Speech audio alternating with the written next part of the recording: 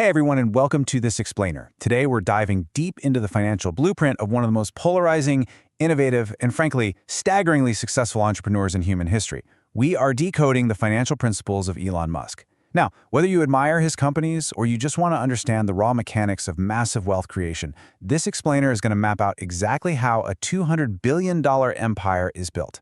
We aren't just looking at the companies themselves, we're popping the hood to look at the underlying financial DNA that made them possible. Let me ask you something right off the bat. What if literally everything you've been taught about getting rich is completely backward? Think about the traditional script we're all handed. Go to school, get a good degree, climb the corporate ladder, and earn a massive salary. Most people genuinely believe that a huge paycheck is the ultimate secret to wealth. But when we look closely at billionaires, and specifically our case study today, we see a reality that absolutely shatters that conventional wisdom. All right, let's jump straight into Section 1, the secret to wealth. The average person focuses mostly on earning a high salary. They're constantly asking, how can I get paid more? But Elon Musk didn't chase money. He didn't just look for the highest paying executive job on the market. Instead, his focus has relentlessly been on solving billion-dollar problems. The core financial lesson here is that money is really just a byproduct of value creation. When you build something that solves a massive, world-changing problem, the financial reward scales right along with the size of that problem. He chased the solutions, and the insane wealth naturally followed. And this leads us to a massive foundational concept. It's the stark difference between income and ownership. Income, like your salary, is linear. You are trading your time for money. And because there are only 24 hours in a day, your earning potential is mathematically capped. You're basically living paycheck to paycheck, even if that paycheck happens to be large. The Billionaire playbook, though, is entirely based on ownership. It's all about acquiring and holding equity, assets. Assets can grow in value while you are sound asleep. Musk's fortune isn't some giant pile of cash saved up from a salary. It's the value of the shares he owns in the groundbreaking companies he built. Moving right along to Section 2, Calculated Risk and Vision. Okay, let's rewind a bit to 2002. eBay just bought PayPal, and Musk walks away with an estimated $180 million. Now, pause for a second and really think about what you would do. For 99.9% of the population, the story ends right there. You buy a private island, you toss the rest in some safe index funds, and you literally never work another day in your life. Most people would just retire. The human instinct to protect that kind of massive payout is overwhelming. But as we know, he didn't stop. And because he didn't stop, those initial millions didn't just sit in a bank account gathering dust. They acted as a catalyst that built a staggering net worth of over $200 billion today.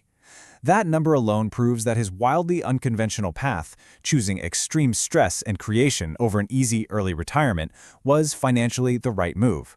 But how exactly did he get from a comfortable PayPal exit to this monumental figure without losing it all? Well, it boils down to the critical difference between reckless gambling and taking a calculated risk. Think back to around 2008. Both Tesla and SpaceX were teetering on the edge of bankruptcy. SpaceX has just suffered 3 consecutive failed rocket launches, and Tesla was bleeding cash trying to get the Roadster onto the market. Musk had to make a really visceral choice. He ended up pouring nearly every last cent of his personal PayPal fortune into saving these 2 companies, leaving himself borrowing money just to pay his own rent. Now, reckless gambling is betting on a roulette wheel where you have absolutely zero control. But this brilliantly illustrates a calculated risk. He was betting entirely on his own vision, his own engineering teams, and his relentless execution. He understood the physics in the market deeply enough to know that the odds were actually in his favor if they could just manage to survive. That brings us to Section 3, Solving Billion-Dollar Problems. Take a look at this progression. We've got Zip2, PayPal, Tesla, SpaceX, Starlink, Neuralink, and now xAI. This isn't just an impressive resume, it's a repeatable, battle-tested formula. This definitely wasn't a one-off stroke of luck. It's a deliberate stacking of massive problem-solving ventures. He successfully exited a digital directory business, revolutionized digital payments, and then used those exact resources to tackle sustainable energy and multiplanetary life. And there's a vital piece of logic here you really need to grasp for your own understanding of business. Tesla wasn't just about selling cars. It was about forcing a global transition to sustainable energy. SpaceX wasn't just launching cool rockets. It was aiming to make humanity a multiplanetary species to ensure our long-term survival. Starlink wasn't just about internet. It was providing critical connectivity to the most remote, underserved corners of the globe. The biggest fortunes on Earth are created by fundamentally solving the biggest global problems. The scale of the problem literally dictates the scale of the financial return. Let's bring this a little closer to home in Section 4, building assets over income. This is where the rubber really meets the road for you and me. So many people spend years, decades even, grinding away chasing a tiny 5% promotion. They're trapped in this endless cycle of working for money. You exert energy, you get a paycheck, you spend it, and the cycle just repeats itself forever. But the wealthy, they operate on a completely different paradigm. They spend their years building assets. They are making money work for them.